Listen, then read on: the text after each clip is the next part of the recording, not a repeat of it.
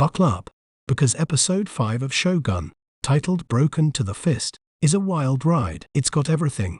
Political maneuvering that would make Machiavelli blush, cultural misunderstandings so bad they're funny, and a natural disaster that shakes things up, both literally and figuratively. The episode opens with Lord Toranaga storming in, a whole army at his back. He's furious with his son Nagakado for killing Jozen last week. You see, Nagakado was supposed to be a cunning falcon, a weapon in Toranaga's hand, not a bull in a china shop. Toranaga demotes his son on the spot and throws him out of favor faster than a bad sake hangover. Meanwhile, Yabushige, ever the schemer, tries to save his own skin by throwing his nephew Omi under the bus. But Toranaga, a master manipulator himself, sees right through it. Instead of punishing Omi, he rewards the young man's loyalty with the very command position Yabushige was hoping for. Talk about a power shift. This throws Yabushige's household into chaos, with suspicion and resentment bubbling like a forgotten pot of rice. Over on Blackthorne's side of things,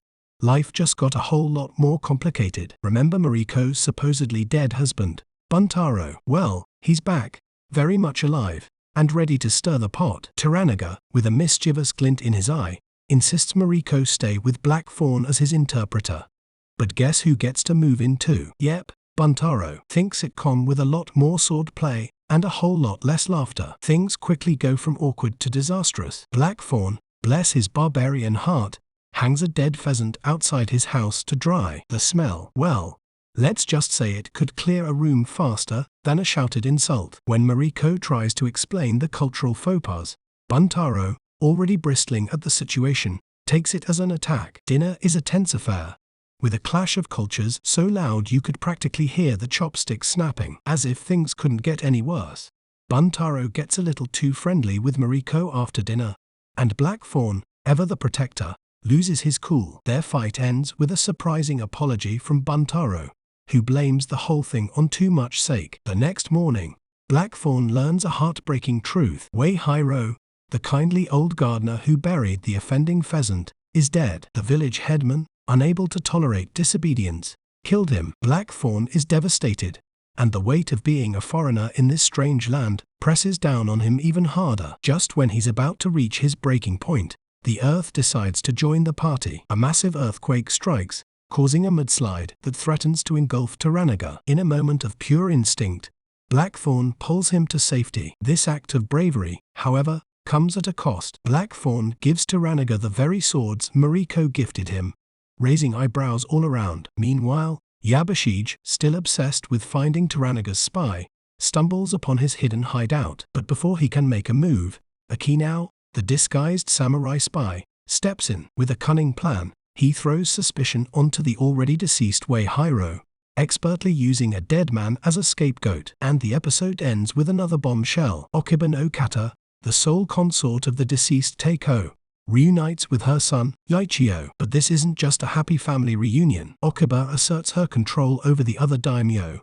a power play that could have far-reaching consequences. So there you have it. Broken to the Fist is an episode of Shogun that keeps you on the edge of your seat. It's a complex tapestry woven with political intrigue, cultural clashes, and moments of both heartbreak and heroism. And let's not forget the natural disaster, a stark reminder that even the most powerful forces can be humbled by the earth itself. In Shogun, Okiba, the mother of the young Ichio, emerges as a major player. Initially held hostage by Toranaga, she now wields significant influence over the Council of Regents who govern in Ichio's name. Opposed to Toranaga's growing power, Okiba throws her weight behind the council, potentially forming a formidable alliance against the ambitious lord. Meanwhile, a massive earthquake strikes Japan, nearly taking Toranaga's life. John Blackthorne saves him, deepening their bond. This event mirrors a real-life earthquake that devastated the region in 1605. A subplot unfolds around John Blackthorne's gardener,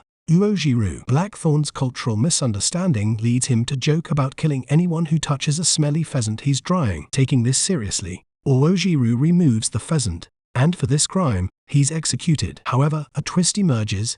Toranaga's hidden spy, disguised as a gardener named Miraji, might have used Uojiru's death as a cover-up. John Blackthorne's life gets even more complicated with the return of Mariko's supposedly dead husband, Toda Buntaro. Their tense cohabitation leads to a confrontation between Blackthorne and Buntaro, but it ends with a surprising apology from Buntaro. Mariko reveals a tragic past. Her father was a traitor, and she was forced to marry Buntaro instead of committing suicide with her family. Blackthorne challenges her resignation to her fate, causing a rift in their relationship. Mariko now refuses to interact with him beyond her translating duties. With Ochiba's rise, the earthquake's devastation, and Blackthorne's personal struggles, Shogun sets the stage for an even more intense second half of the season.